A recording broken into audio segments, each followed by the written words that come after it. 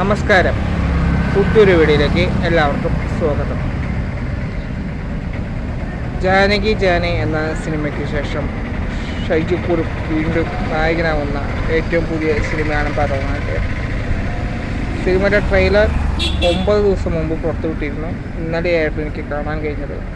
അപ്പോൾ ട്രെയിലർ കണ്ടപ്പോൾ എനിക്ക് തോന്നിയ കുറച്ച് കാര്യങ്ങൾ എന്താണെന്ന് പറയാം.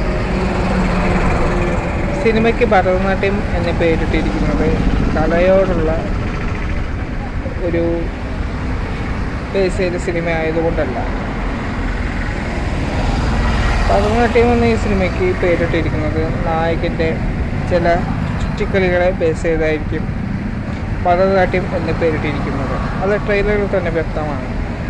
ഷൈജു കുറുപ്പിൻ്റെ മിക്ക കഥാപാത്രങ്ങളും ഒന്ന് ചിന്തിച്ചാൽ മനസ്സിലാവും. ഒന്നല്ലെങ്കിൽ അദ്ദേഹം ഒരു തരികിടയായ കഥാപാത്രമായിരിക്കും, അല്ലെങ്കിൽ കടം കൊണ്ട് നിൽക്കാക്കള്ളിയില്ലാത്ത ഒരു കഥാപാത്രമായിരിക്കും. ഏകദേശം ഇവ രണ്ടും സാമ്യമുള്ള ഒരു കഥാപാത്രമായിരിക്കും ഈ സിനിമയുടെ.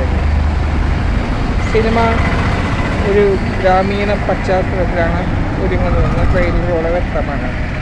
ഇതിലേക്ക് അത്യാവശ്യം കോമഡിയും കാര്യങ്ങളൊക്കെ ഉണ്ടായിരിക്കും. എന്തായാലും ഫാമിലി ഓഡീസിന് കാണാൻ പറ്റിയ ഒരു സിനിമയാണെന്ന് തോന്നുന്നു. സിനിമ 23-ാം തീയതിയാണ് റിലീസ് ചെയ്യുന്നത്. അപ്പോൾ സിനിമ നല്ലൊരു സിനിമയാവട്ടെ എന്ന് ആത്മാർത്ഥമായി പ്രാർത്ഥിക്കുന്നു. അപ്പോൾ മറ്റൊരു വീഡിയോയുമായി നമുക്ക് വീണ്ടും കാണാം. അതുവരേക്കും ബൈ.